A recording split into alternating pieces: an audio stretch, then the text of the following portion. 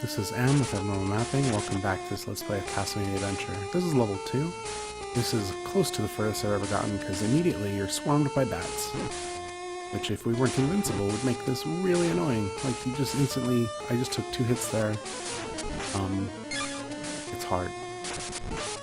It's really hard. I just don't... And there's no sub-weapons, so there's no arcing shots or anything. You just kind of gotta avoid these guys. Which is doable, clearly, but everything in this game moves so slow.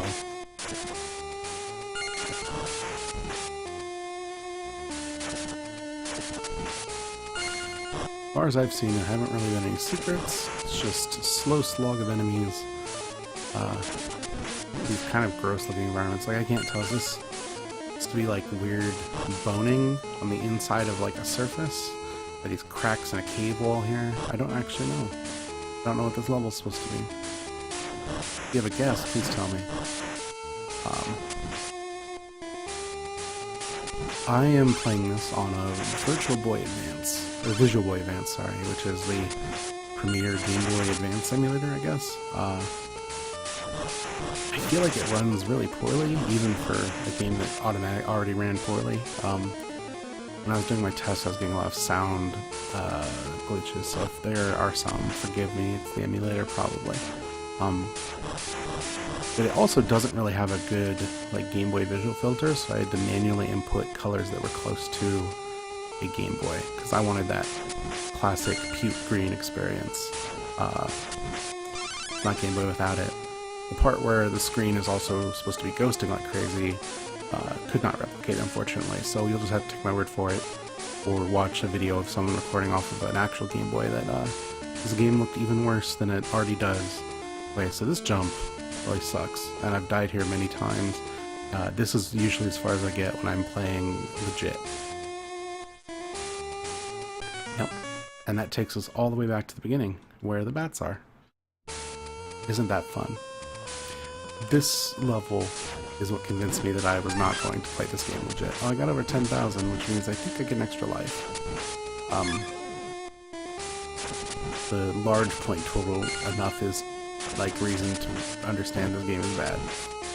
Not what Castlevania is about. But when you can't get sub-weapon hearts, like sub-weapons anymore, there's no need for hearts, so instead it refocuses as a point game, and that's not fun. Like, I don't know, reducing the already limited RPG elements out of classic Castlevania is a really poor choice to me. Yeah, the first video was fairly short. This one will probably be a lot longer because every time I die I have to redo that if I die there. I assume there's a checkpoint later on, but I got a little further than that jump before. But found another jumping puzzle that killed me, and then I quit. So we'll see what happens. I didn't even see where if it had like would reset me because it was my last life.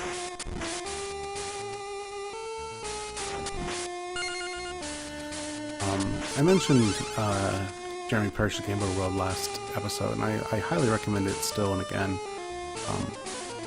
The way Game Boy games worked is like really fascinating. They're like this strange, like, this is a much more reduced system than the NES, but because it came out in '89 and the Super Nintendo was already out, there was a lot of pressure to make games that were like NES quality. Take it with you. Maybe it's in black and white, but it should play like an NES game, even though the screen and the hardware itself was never built to be able to do something like that.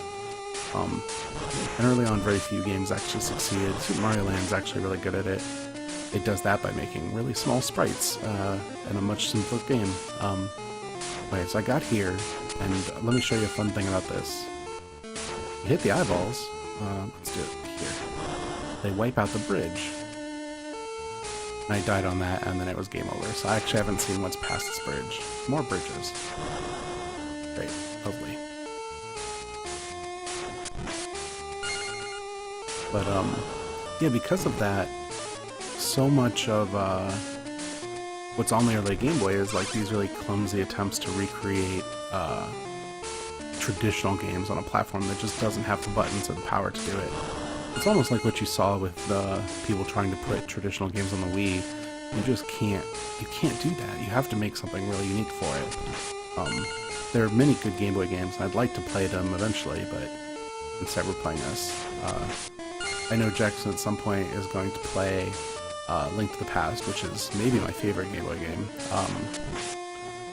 which came out a couple years after this, well into the Game Boy lifespan, but is like an amazing version of Zelda on a handheld. It's really something else. Ooh, okay, let's see, what's up? Yeah, that wasn't gonna happen. Let's go left.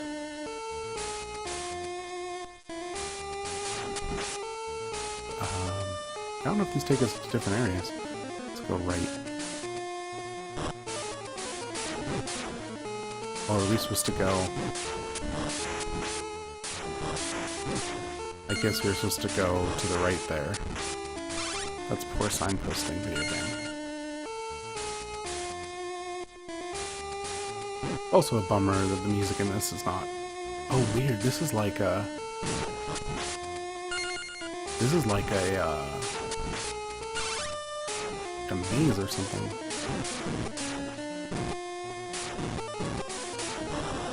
If there's gonna be wall meat, it'd be in here. One of these bricks look like they should explode. And these guys blow up, so let's try it. What would wall meat look like in this game? Yeah, doesn't look like it. That's okay.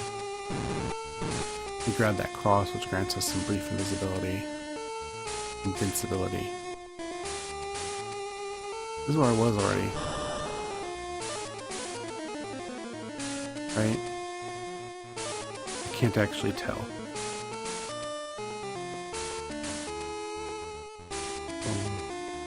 Right this time?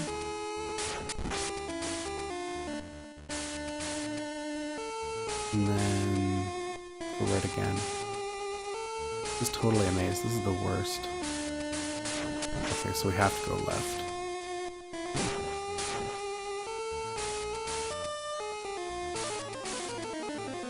Well, this is new at least.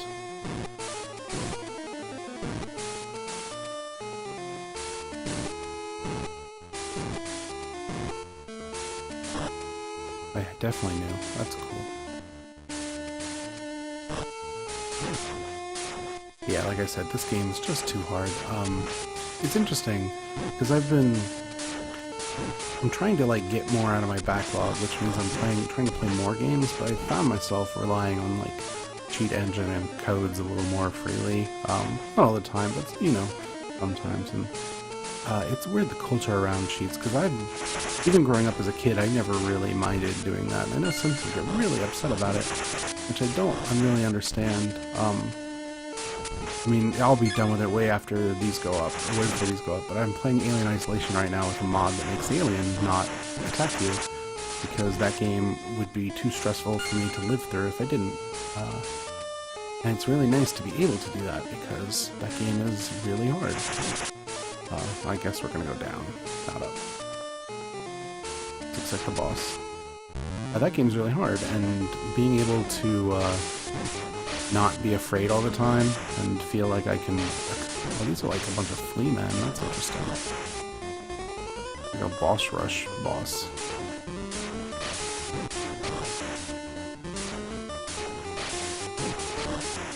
Am I actually doing damage to these fellows? I have to attack the holes, don't I?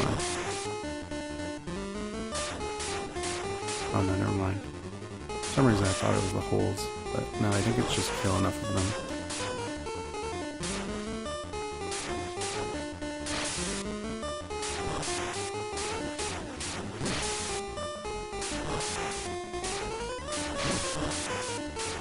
Yeah, slow but sure. But yeah, I don't mind, like, for me, a game like this is a curiosity at best. I want to see what's in it. I want to know what Dracula looks like. I can look that up, but it's fun to like see it for yourself and provide like a record of my thoughts on Castlevania as we go through it. This boss takes too many hits. Alright, there we go. Let me turn off cheats again. Disable. Yeah, otherwise the time doesn't go down, as I said. But I think there's worth in playing games like the wrong way or cheating your way through them. Like on some level, now that the game is like possible, just running through it is actually kind of nice and enjoyable. Anyway, that is it for us today. Thanks so much for watching. Please check out Abnormal Mapping, and come back next time for more Castlevania The Adventure. Thank you. Bye.